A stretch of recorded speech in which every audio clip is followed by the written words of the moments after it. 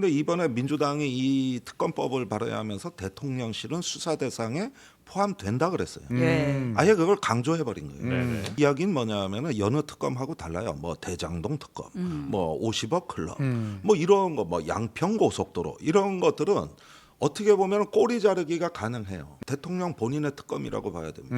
그러니까 이 부분에 대해서 지금 총력을 다해서 특별히 막아야 되는 이유가 있고 이거만큼은 이것만큼은 그러면서 네. 이제 그 국민의힘 쪽에 표 이탈 표 단속이라든가 네. 또 공수처나 이런 데 압력이 들어가기 시작하면 이게 잘못 풀리면 진짜 워터게이트 복사판이 됩니다. 워터게이트. 진짜로 그래요. 그때도 닉슨에 대한 그 특별조사가 네네네. 실행이 되면서부터 이제 본격적인 그 정권 몰락의 붕괴길이 간 건데 이게 워터게이트 시나리오로 갈 수 있는 대목이 남아 있단 말이에요. 그러니까 이종섭 전 대사에게 전화를 걸었던 그 대통령실 전화번호 이제 그런 것들 일반 전화, 예. 휴대폰도 아닙니다. 그것도 예. 중요해요. 예. 예. 이런 거.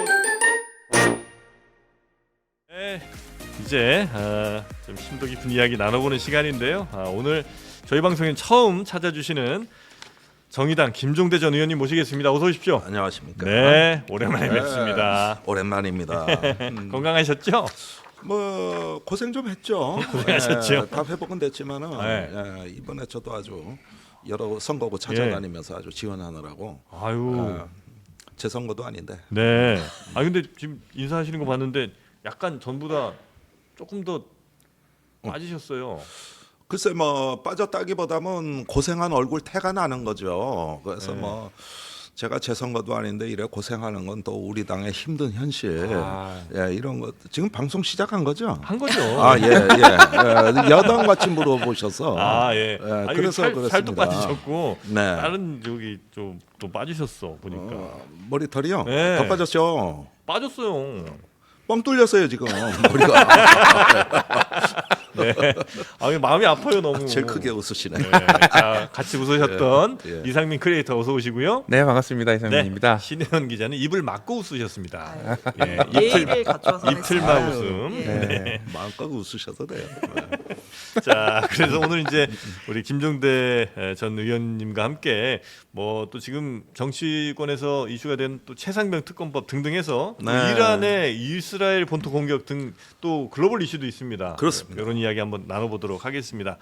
자, 일단 지금 총선에서 민주당의 승리 어느 정도 승리라고 평가하세요? 뭐 완전 압승. 예. 그러니까 네.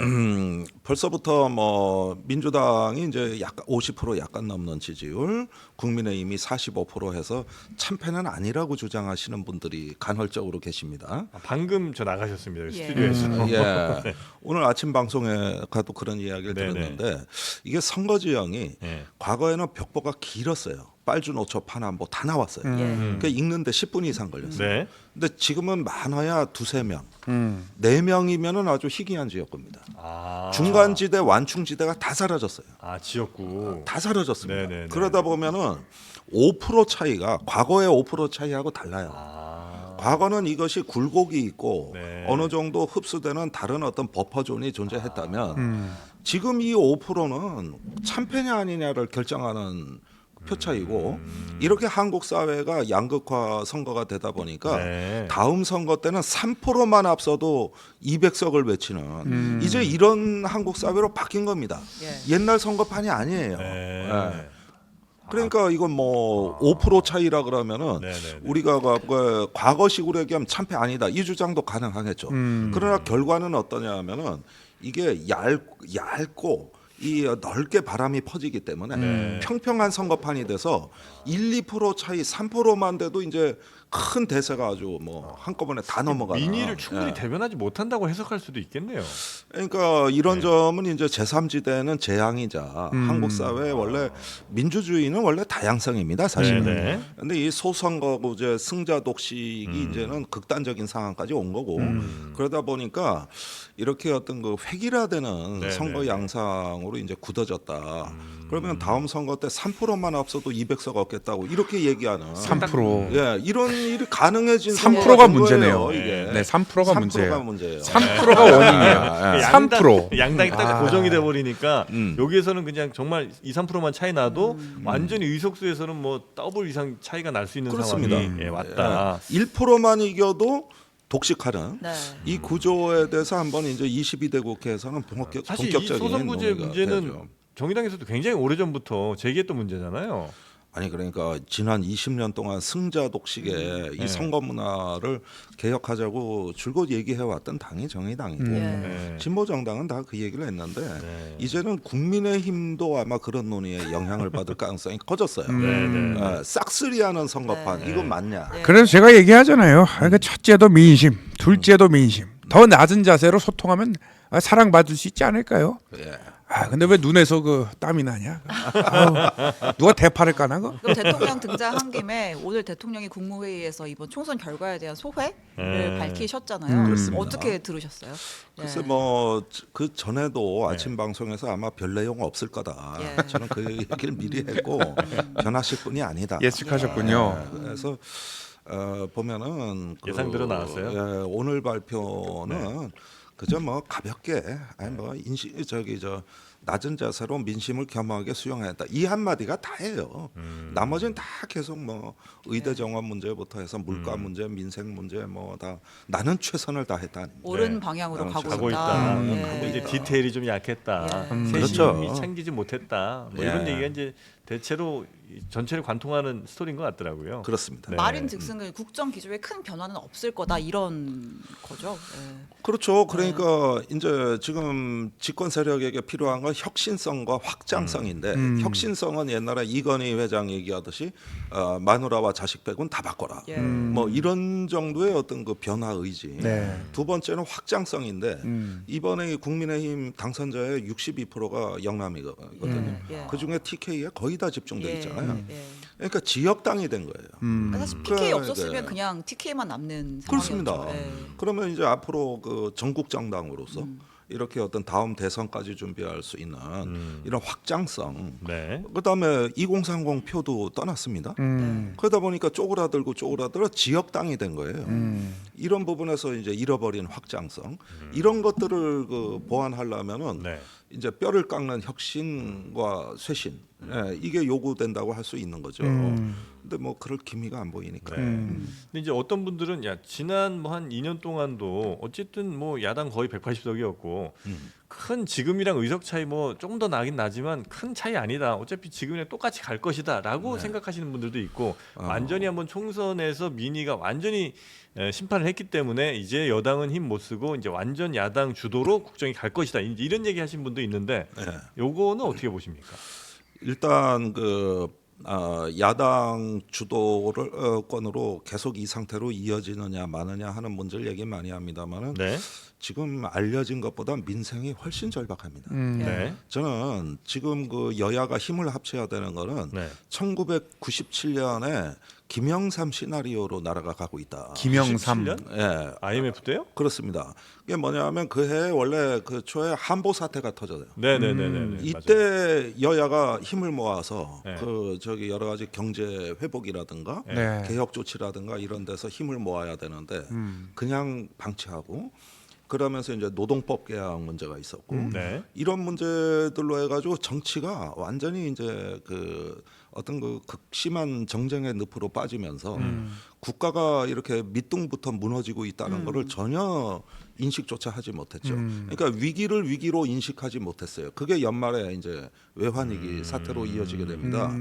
그러면은 지금 보여주고 있는 물가, 재정, 무역 네. 모든 면에서의 복합 위기의 신호가 왔을 때 마침 총선이 끝났으니 네. 이제는 여야가 모여가지고 이런 민생의 어려움을 돌파하기 위한 어떤 협치와 더 나아가선 거국내가까지도 할 수 있는 거거든요. 네. 근데 이런 부분에 대한 논의가 원천봉쇄되면은 결국은 저기 97년도의 시나리오 우리가 연말에 맞이하게 될 그 어려움이 네. 이때 와서 속수무책인 상황이 네. 된다.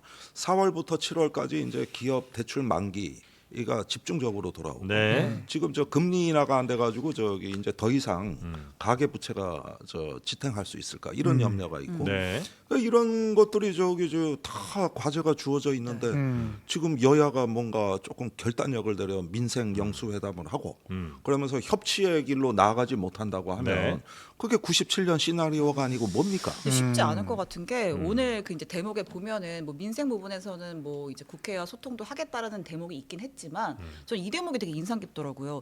무분별한 현금 지원과 포퓰리즘은 나라의 미래를 망치는 거다. 이건 우리의 미래에 비춰보면 마약과도 같은 것입니다. 이런 표현 썼어요. 네, 그거 늘상 했던 얘기죠. 네, 근데 이제 사실은 이제 선거에 대한 어쨌든 결과론적으로 참패를 한 상황에서 대통령이 선거에 대한 소회를 밝히면서 사실은 이제 야당에서 주장했던 뭐 예를 들면 뭐 1인당 25만 원 지원 같은 걸 겨냥을 해서 그건 마약과도 같은 거야라고 선을 그어버리면 민생에서의 협치가 이거 쉽지 않겠다. 글쎄 뭐 제가 보기에는 사실 지원할 여력이 없는 건 사실이에요. 예. 부자 감세를 너무 많이 해가지고 저기 새로운 없던 빚이 자꾸 늘어나가지고 58조 원이 또 생겼어요.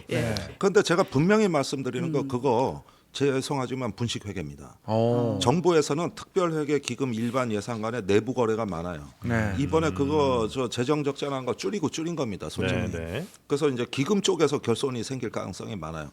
예산 이거 틀어막느라고 결국 내부 거래를 밑돌 한 빼서 거예요. 아랫돌 개고 뭐 이런 거죠. 그렇죠. 그럼 실제보다 훨씬 심각합니다. 그런데 선거 때 또 감세를 발표했습니다. 네. 진짜 마약은요. 그 시장의 자유를 옹호한다 그러면서 남발하는 감세 공약이 마약입니다. 이게 지금 재정과 나라를 거덜내고 있는데 재난지원금이나 국민 저 지원금은 나중 문제예요. 그리고 그건 야당의 주장입니다. 그런데 그런 것들을 지원해서 재정을 바닥낸거나 다름없는 현상은 이미 일어났잖아요. 어디서? 그냥 그 저 감세 포퓰리즘, 부동산 개발 치중하는 거 외에 이런 탄소 성장 외에는 아무 비전이었거든요. 네. 그래갖고 무역이 흑자라 그랬는데 그것도 자랑하던데 그거는 무역의 흑자가 일어난 건 수입이 너무 감소해서 된 거지 수출이 늘어난 게 아니에요. 그러니까 이건 불황형 흑자란 말입니다. 이러면은 이것도 자랑할 일은 아니에요. 오늘 자랑한 것들 따지고 보면 전부 다가 그 저기 불황 때 나타날 법한 네. 그런 상황들이고 부동산 침체도 마찬가지입니다. 그래서 이거는 정부가 네. 그 뭐 정책으로서 달성한 성과가 아니라 불황이기 때문에 나타난 지표를 그걸 국정의 성과로 얘기하니 답답할 뿐이죠. 그래서 김영삼 시즌 2다. 시즌 2다. 이게 바로 위기를 위기로 인식하지 못하는 어떤 그런 데서의 어떤 자기 세계에 gat혀 있는 정권이 네. 국가의 환난을 맞이했던 거고 지금 우리가 그 자세를 바꿔야 되는 거예요. 그걸 바꾸자는 거죠. 자, 그럼 이제 선거 후에 이제 가장 이제 먼저 다가오는 이슈가 최상병 특검이잖아요. 지금 그렇습니다. 5월 초에 이제 표결을 할 텐데 그러면 통과될 가능성은 너무 자명하고 네. 대통령은 거부권을 행사할 거라고 보시나요? 또 다시? 예, 벌써 오늘 신호가 나왔다고 보는데 예. 그 권성동, 김용태 이제 그 지도급 인사들부터가 특검에 반대하는 발언이 나왔어요. 지금은 이미 그 이탈표 단속에 들어갔다. 뭐 조금 전 저희 인터뷰했던 뭐 조경태 의원 같은 경우에는 찬성한다. 여당 네. 내에서도 찬성 의견이 있다긴 했지만 어쨌든 그거 단속에 들어갔다라는 말씀이신 거죠? 단속에 들어갔다. 조경태 최고위원은 한술 더 떠서 이건 민주당에 맡길 일이 아니라 여당이 먼저 나서 진상규명해야 된다. 이렇게까지 말씀하셨던 분이고 안철수 의원은 나는 대놓고 찬성표 던지겠다. 이랬던 분들이거든요. 에다 보면은 이제 그런 것들을 다 관찰하고 민주당이 특검을 5월 2일 날 통과시키겠다고 하니까 저는 오늘부터는 이미 이제는 이거 표 유출을 막는 단속에 들어갔다고 봅니다. 그래서 이 특검만큼은 무슨 일이 있어도 막으려고 할 거다.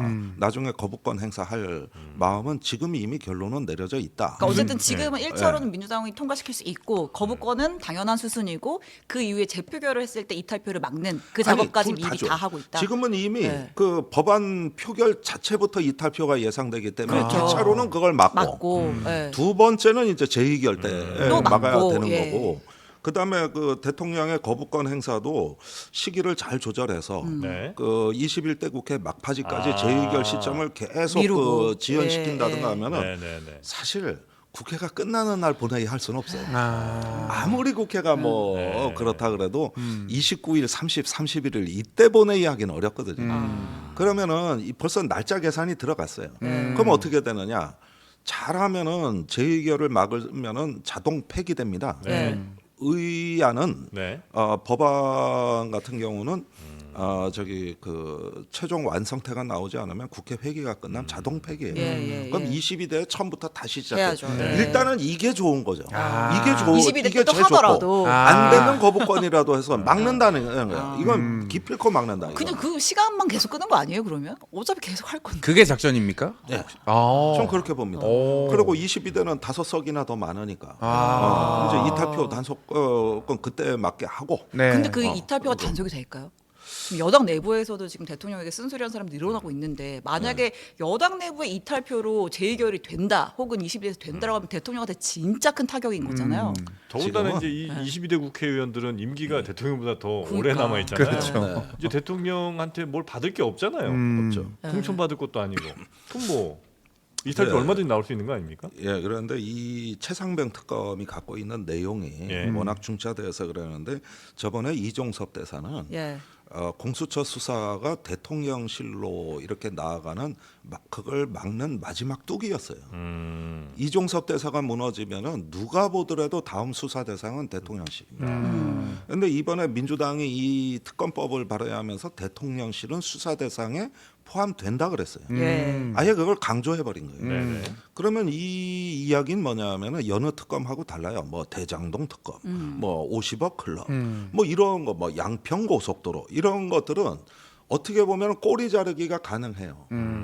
그런데 이거는 대통령 본인의 특검이라고 봐야 됩니다. 그러니까 이 부분에 대해서 지금 총력을 다해서 특별히 막아야 되는 이유가 있고 이거만큼은 이거만큼은 그러면서 네. 이제 그 국민의힘 쪽에 표 이탈표 단속이라든가 네. 또 공수처나 이런 데 압력이 들어가기 시작하면 이게 잘못 풀리면 진짜 워터게이트 복사판이 됩니다. 워터게이트. 진짜로 그래요. 그때도 닉슨에 대한 그 특별조사가 네네네. 실행이 되면서부터 이제 본격적인 그 정권 몰락의 붕괴길이 간 건데 이게 워터게이트 시나리오로 갈 수 있는 대목이 남아 있단 말이에요. 그러니까 이종섭 전 대사에게 전화를 걸었던 그 대통령실 전화번호 이제 그런 것들 일반 전화, 예. 휴대폰도 아닙니다. 그것도 예. 중요해요. 예. 그러니까 이런 것들이 말씀하신 것처럼 정권의 치명적이기 때문에 국힘에서는 혹은 뭐 용산에서는 절대 막아야 되는 건데 그만큼 그러면 야당 입장에서는 무조건 통과를 시켜야 되는 거네요. 예, 이거는 사실은 이미 국민적으로 너무 네. 의혹도 커졌지만은 진실 규명에 대한 어떤 그 요구도 강해졌고 네. 무엇보다도 박정원 대령 군사 재판에서 네. 증거가 대방출됐습니다. 예. 각종 통화 기록, 네. 문서, 문자 하도 많이 나와가지고 대통령실로 들어가서 바로 압수수색을 안 할 수가 없는 이런 상황이 돼버린 데다가 공수처가 네. 올해 1월에 그 해병대 사령관하고 네. 저기 이종섭 전 국방장관의 군사보좌관 네. 비서실장이죠. 네.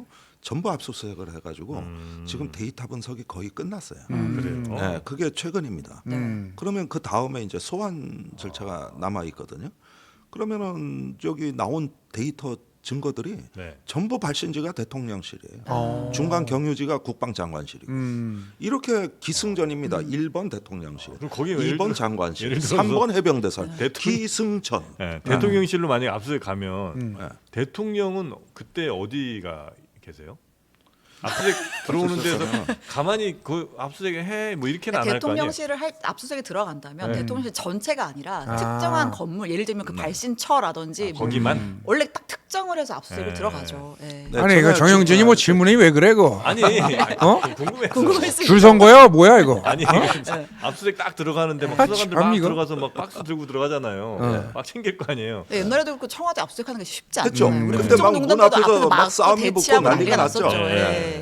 그리고 협상을 하죠. 예. 아, 여기까지만 들어오세요. 아니면 뭐 이미자 네. 추 형식으로 하기도 하고 뭐 이렇게 그렇습니다. 예. 그런데 이번에 출국 금지자 6명, 네. 그 중에서 이제 그 신범철 전 차관이 네네. 포함되어 있고, 예. 그다음에 출국 금지자는 아니지만 임종득 예. 전 안보실 2차장 예. 이분은 또 당선까지 됐어요. 예. 그래서 그때 당시 통화 기록에 다 나온 사람들입니다. 네. 조사 안 할 도리가 없어요. 네. 그러면은 이제 대통령 지시가 있었냐 없었냐로 네. 갈 수밖에 없고 마지막에 이제 이 특검의 종착역은 대통령이 경로에서 외압을 행사했다면 경로한 이유가 뭔가 네. 이게 마지막 그 본론이. 근데 이제 경로의 여당에서 반대하는 논리를 뭐 얘기를 하자면 어쨌든 관련해서는 경찰청과 그다음에 외압 혐의에 대해서는 공수처가 수사를 하고 있으니 좀 지켜본 다음에 특검을 하든 말든 하자 이런 주장들을 지금 하고 내가 있는 그 거잖아요. 얘기가 가장 가소롭다. 어. 자, 경찰이 수사를 하고 있다 그러는데 네. 이게 경북 경찰청으로 이첩이 된 게 작년 여름입니다. 8월에 이첩됐다 취소했다 다시 넘어간 거. 이게 작년 8월이에요. 예. 끝나고도 남았을 시간이에요. 예. 아직도 수사 안 해. 공수처 장도 지금 없어. 아니 작년 8월에 이첩된 사건을 아직도 기소를 못 하고 있다? 예. 수사 의지가 무슨 없다. 수사를 했습니까? 네. 수사한 적이 없다고요. 그다음에 저 재판 중인 건 박정훈 대령의 항명죄 재판입니다. 네. 이 사건의 직접적인 어떤 내용이 아니에요. 수사를 누가 했다는 겁니까? 그다음에 공수처? 거기는 저기 나중에 이제 박정훈 대령 측이 고발을 해서 외압을 네. 이제 그걸 한 건데 지금 저기 청장 차장 다 없고 네. 뭐 17명 수사팀이 있다 그러는데 네. 이 정도 가지고는 도저히 진실 국민적 의혹을 푸는 데는 너무 미흡하니 특검으로 가자 이건데 수사 중이니까 못한다. 그러니까 수사 결과를 우리가 본 적이 없다고요. 예. 이게 조금 있으면 이제 1년 다 돼갑니다. 그럼 국민이 의혹의 사망 사건이 있는데 어떤 얼빠진 수사기관이 이렇게 손 놓고 있습니까? 그럼 이제 이 사건이 현 정권의 가장 치명적인 아킬레스건이 될 거라고 보세요. 예를 들면 이태원 뭐 참사도 있었고 혹은 뭐 양평 뭐 의혹 뭐 이런 것들이 있지 않습니까? 예. 그런 가운데서도 이 사건이 가장 치명적이다. 예, 그 우선은 대통령의 외압이 있었느냐 없었느냐가 핵심인데 네. 이렇게 되면은 그 동안에 그 옛날 문재인 정부 당시에 서해 공무원 피격 사건 예. 그때 그 대통령 청와대가 사건에 개입해가지고 왜곡했다는 직권남용 혐의로 네. 서훈안보실장, 서울국방장관을 구속시켰어요. 예. 그러면 똑같은 법의 잣대라면 이것도 사건에 개입해가지고 수사방해를 했거나 외압을 행사한 거니까 네. 같은 죄목이 아. 적용이 되게 돼 예. 있습니다. 예. 그 다음에 이제 당사자가 대통령이라면 더 심각해집니다. 그때 같은 안보실장 뭐 이런 사안이 아니에요. 예. 그 재임 중에 형사 소출을 당하지는 않으니까 뭐 그 형사 절차는 없겠지만 일단 거기까지 가면 이거는 더 심각하고 네. 여기서 심각성이 일단 대통령실이 당사자라는 거. 네. 두 번째는 그 이후에 저 사건이 벌어지고 나서 끊임없는 수사 방해, 그다음에 외압박과 호주 대사 임명까지 네. 이루어진 그 이후의 과정도 또 문제가 된다는 거예요. 예. 그럼 도대체 이거 어떻게 감당을 합니까? 김종대 의원님이 예전에 그 예상을 하시면서 작년에 제 인터뷰가 기억이 나는데 이종섭 전 장관 지금 이제 무슨 뭐 아프리카나 어디 무슨 대사 자리로 보낼 것이다 이제 제가 그런 예언 했는데 이제 호주로 갔죠. 더 높은. 그래서 일부 언론에 김종대는 틀렸다. 중동 아프리카 아니라 호주였다. 이렇게 기사가 났어요. 예, 와. 기억이 납니다. 제가 틀렸죠. 그 작년 9월 30일 네. 6개월 전에 했던 얘기거든요. 예. 이제 두고 봐라 이종섭 어디 대사나 문화원장으로 보내지 않을까. 그런데 그때 당시에 민간인은 여기 한 명이니까 네. 다 현직에 있고. 네. 그러니까 이거 불안해 어떻게 나냐. 그래서 제가 보기에는 올해 그 2월에 이종섭 대사를 그 3월에 내보낸 이유는 네. 대통령은 국민의힘 선거 도와주려고 내보낸 거예요. 아. 이것 때문에 지금 선거가 망했다 그러지만 끝까지 못 들어오게 그쪽 했다면 생각은 어떻게 됐을까? 이거 선거 때 네. 저기 1, 2월 달에 압수수색되고 재판에서 증거가 이래 많이 나왔는데 예, 예. 그럼 이종섭 대사한테 야당 찾아가고 언론 기사들 찾아갈 거고 야 그러느니 내가 대사로 치워줄 테니까 예. 선거 편하게 치러 원래는 이 생각이었던 건데 아하. 최선을 다했군요. 이 원래는 그거예요. 네. 그래서 반발이 너무 대통령은 거세니까. 반성할 이유가 없는 거예요. 난 최선을 다했다. 근데 국민의힘은 그게 무슨 날벼락 같은 소리입니까? 네. 이렇게 돼가지고 대사 들어오라 그래. 이래가지고 감정이 더 정반대 상했겠네. 예, 두 가지 상반된 관점이 있어요. 나는 하는 대로 굉장히 잘한 건데 당에서는 오히려 이거 갖고 뭐라고 하니 대통령으로는 섭섭하고 오히려 네. 갈등이 더 물론 이제 이 이야기는 모두 우리 김종대 네. 전 의원님의 이제 분석이신 거죠. 출연자 개인의 의견입니다. 아니 그럼 뭐 그건데 제가 이제 최근에 좀 약간 뭐 신통방통하다고 제가 소문이 났는데 네. 결국은 제 얘기대로 됐거든요. 그래서 이제 그런 것들을 말씀. 이번에도 그렇게 될 것이다. 아니 그러니까 예 그래서 이 건은 네. 여야 간의 갈등이 초점이 아니라 국민의힘과 대통령실이 이 문제 관해서 이견 조정이 우리가 보기엔 더 관심사예요. 그래요. 그렇습니다. 지금 국민의힘은 이것 때문에 선거를 졌다고 그러는데 예. 네. 대통령은 여전히 특검 막으라 그러고 그러면은 이제 그 지금 국회의원들도 그렇습니다만 22대 당선자들이 예. 봤을 때는 네. 이제 표결하면 이탈표 가지고 이제 많은 이탈표, 기사들이 그거 쏟아질 단속하려고 거예요. 그러고 예. 그걸 막는 비대위원장 예. 그걸 막는 당대표를 임명하려고 그럴 거고 이렇게 연쇄적인 시나리오가 전개되면 이제 국민의힘도 감당하기 어려운 사태가 네. 오는 근데 예를 들어 이건 그냥 아주 그냥 예를 들어서인데 여당을 향해서 뭐 예를 들면 용산이 야 지금 내가 흔들리면 너네는 괜찮을 거라고 보니? 라는 메시지를 줄 수도 있잖아요. 네 그렇습니다. 예, 다 같이 죽자는 거야 뭐야? 이렇게 되면 또 같이 대동단결로 갈 수도 있지 않나?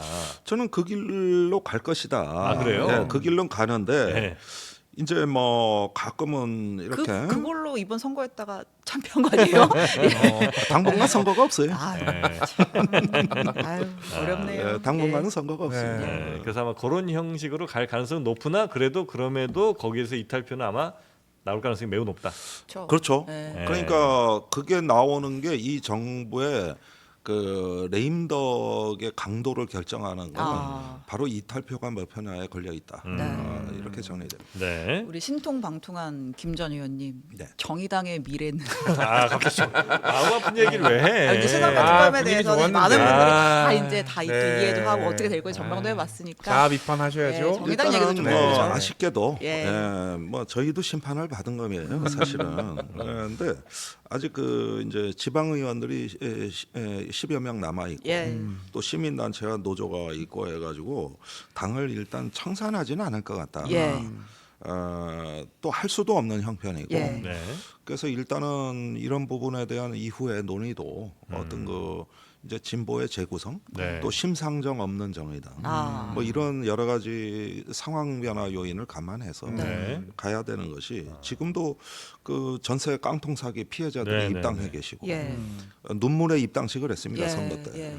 그리고 이태원 참사 또 세월호 유족들 이런 많은 그 사회적 약자들이 뭔가 마지막 피난처가 필요한 상황이기 때문에 정의당 자체 필요가 아니라 그분들에게 더 이상 이 남아 있는 플랫폼을 하나 남은 걸 없앨 수는 없지 않느냐 혹시 이런 그분들의 정도는 판단은 이제 정의당 그 플랫폼 역할도 이제 아닌 것 같다라고 판단하신 건 아닌가요? 근데 그분들이 이제 여기에 오실 때는 이미 큰 당에서 많은 약속 위반과 상처를 받고. 실망을 받고 흘러 오시는 거예요. 항상 그래요. 법안도 그래요. 네. 큰 당이 이렇게 주물르다가 마지막에 야 선거 때 안 돼. 그러면 우리가 발의한 게 많아요. 그러면은 이게 없어졌을 때 정의당이 없어졌을 때 문제는 정의당의 문제가 아니고 우리 사회 이제 서민과 약자들 네. 아무도 대표하지 않는 우리 사회 투명 인간들의 정당이 바로 정의당입니다. 네. 그러면 이 민생의 과제가 여전히 남아 있을 때 원외 정당이라도 할 일은 해야 된다. 그래서 이런 어떤 사명감까지 버려서는 안 된다 네. 생각을 하고 그럼 있습니다. 뭐 새로 비대위 꾸리고 이렇게 지도부 정비가 이루어지나요? 그건 뭐 당연히 가야 될 예. 수순이겠죠. 예. 예, 일단은 지금 체제로는 곤란할 것 같고. 거기서 네. 무슨 역할을 혹시 하실 예정이에요? 아니 그런데 저는 4년간 밖에 나와 있다가 네. 선거 때 워낙 상황이 어려워서 제가 요양 간호사로 갔다 그랬거든요. 정의당의 요양 정의당의 간호사. 요양 간호사. 아프다 이 당은. 아픈데 일단은 돌봄이 필요한 당인데 내가 어떻게 딴 데를 가냐. 돌봄 치료. 왜냐면 다른 당에서도 영입자는 많으셨어요. 인기쟁입니다. 네네네. 근데 그 당에도 네. 나는 여기서 돌볼 게 있고 그다음에 내가 여기서 국회의원을 했고 예. 그래서 지금은 갈 수가 없다고 얘기를 하면 또 뭐 그렇게 설득이 됐어요. 네. 그래서 지금은 야, 아픈 사람들이 많고 그러면은 일단은 누군가는 옆에 있어주고 돌봐줘야 되는데 당장 우선은 그 빚더미 위에 앉아가지고 그러니까 당 이런 빚이 것부터가 많다고. 청산이 예. 쉽지가 않아요. 빚이 많아요. 예, 다른 당이야 뭐 국고보조금 받은 것 때문에 해산도 못하지만 우리는 빚이 많거든요. 이걸 빚을 내서 선거를 다 치렀으니까. 예. 네. 그래서 이런 부분들도 앞으로 책임 있게 해결을 해야 되고. 네. 그러니까 나 몰라라 하고 떠나긴 쉽죠. 어. 그런데 남아 있는 문제는 참혹하단 말이에요. 아. 그러면은 이거를 누구한테 전가하느냐 하는 문제가 있는 겁니다. 그리고 반딧불만한 희망이라도 있어야 돼요. 그분들한테는 네. 보이지는 않더라도 이제 두고 보십시오. 이제 그 여야 정당 중에 네. 22대 국회에서 네. 더 이상 가덕도 신공항을 반대할 정당은 없습니다. 그렇죠. 그 많은 국고 낭비의 환경 파괴의 포퓰리즘 이게 있는데 어떤 당이 반대하겠습니까? 그런데 정의당이 있을 때는 6명이 반대표를 던졌거든요. 예. 그러니까 이런 게 싫은 거죠. 그런데 사실은 뭐 목에 걸린 가시처럼 우리를 인식했던 것 같지만 그러면은 앞으로 이제 아니오라고 말할 수 있는 원내 정당은 없어진다는 뜻이거든요. 그러면 밖에서라도 해야 될 거 아닙니까? 네. 그거 다 포퓰리즘으로 여야 네, 경쟁하는. 네, 네. 거기에다 이제 조국 혁신당이 이제 사회민주주의 경향을 보이고 있는 건 사실이지만 네. 네. 거기에는 노동자 후보가 없어요. 노동자 의원이 없다고. 그런가요? 예. 네, 그리고 또 이제 그 이제 기후 위기 불평등 노동 비정규직 예. 문제. 예. 사실은 이게 진보 정당이 해야 될 녹색을 일인데 말하는 당이 없긴 하네요. 예. 없어요. 예. 그래서 예. 그런 면에서 조국 혁신당이 나름대로 좋은 역할을 할 걸로 보지만 비어 있는 공백. 네. 아 그래 이번에 검사들이 50명 가까이 출마하고 네. 무슨 뭐 이렇게 과대 대표되는 세상에 네. 우리 노동 후보 한 명이 없는 야, 이런 정치판은 어떻게 봐야 됩니까? 아 근데 약간 조국 혁신당과 공통 분모가 있다면 있어요. 어쨌든 이제 그 당에서는 지금 뭐 이제 더민주 연합에 있던 몇몇 의원님들 뭐 아니면 뭐 김종민 의원 해가지고 이제 20서 교섭단체 만들 생각도 지금 구상을 하고 있잖아요. 그럼 꼭 뭐 의원은 아니지만 현역은 아니지만 정의당에 계신 분들도 같이 하면 이제 조국 혁신당 입장에서는 세력을 키우고 또 뭐 예를 들면 정의당의 일부 분들이 넘어간다면 이분들 입장에서는 원내 정당의 힘을 빌어서 뭔가를 또 할 수 있고 그런 아니 시나리오는 뭐 저희 도움이 예. 필요하다면 당연히 예. 기여해야 된다고 보지만 일단 의원이 없기 때문에 예. 그쪽은 그 조국 혁신당은 공동 교섭 단체를 예, 예, 일단 예. 전략적으로 노릴 것 같아요. 예, 네. 예, 예. 이렇게 해서 2대 1의 국회 구도를 만든다. 2대1. 국민의힘을 양쪽에서 압박하는. 네. 그리고 사실은 민주당이 진보 정당이 아니거든요. 그러면 이제 진보성으로 그 빈자리를 메우려고 할 것이고 네. 조국 대표가 선거 말미에 얘기했던 사회권이란 개념을 저는 굉장히 유심히 보는데 사회권. 그게 바로 저 북구라파식 네. 사회민주주의를 얘기하는 거고 구라파가 뭡니까? 생각해보니까 구라파가 예. 좀 구리죠. 구라파, 불란서 뭐 이런 거 옛날에 구라파. 어르신들이 맨날 예, 신문에서 얘기하던 건데. 뭐 지금도 가끔은 써요. 예. 아 그렇습니까? 그래서 뭐 네. 좀 구린 표현이긴 한데 그런데 이런 부분들이 네. 그 하나의 이제 그 저기 우리 사회의 역사를 보여주는 건데 네. 지금 우리 사회는 진보적 의제가 너무 커졌어요. 네. 불평등, 기후 위기, 그 뭐 그 외에도 비정규직. 그런데 진보적 의제는 커졌는데 진보의 주체는 작아진 거거든요. 앞으로 이건 정치의 큰 공백입니다. 네. 그래서 우리가 그 심판 열풍의 묻지마 투표로 간 선거판에서도 외쳐보려고 했지만 안 됐던 건데 네. 그러나 22대 국회에서 누군가는 그런 빈 공백을 메워야 된다. 아니 근데 그 문제들이 이렇게 산적해 있고 그걸 사람들이 피부로 엄청 느낄 거 아니에요. 근데 만약에 어떤 정당에서 이 비정규직 문제에 대해서 혹은 뭐 노동 문제에 대해서 이렇게 진심을 담아서 여러 해 동안 노력해온 걸 만약 국민들이 안다면 그렇게 안 뽑을 리도 사실은 없잖아요. 글쎄 뭐 또 완벽합니다. 또 완벽합니다. 그러니까 의제나 시대 정신보다 네. 뭐 그거 혹시 잘못하신 건 일단은 아니에요, 그게? 아니 뭐 반성할 점 많아요. 많이 있어요. 우선은 자강을 하지 못했다는 거죠. 예. 그런 점에서 이제 반성할 지점이 있고 네. 외부 환경도 몹시 안 좋았고 여러 가지가 겹쳤습니다. 그런데 무엇보다도 일단 심판의 열풍이 강하게 부는 가운데 묻지마 투표도 상당수 있었다. 그래서 우리가 이건 하나의 현상으로 받아들이고 네. 다음번에 또 어떻게 이런 문제를 또 돌파할 수 있느냐 네. 고민해야죠. 하여튼 정의당은 계속 쭉 가되 원외정당으로서 생명을 어쨌든 지킬 수밖에 없다. 그리고 당에서 지금 무슨 역할을 하실지는 아직 정해진 건 없다. 이 정도 저희가 정리하면 될까요? 그렇습니다. 네. 돌봄이 필요한 정당이라는 표현이 너무 와닿습니다. 네. 돌봄 좀 더 하셔야 될 것 같고요.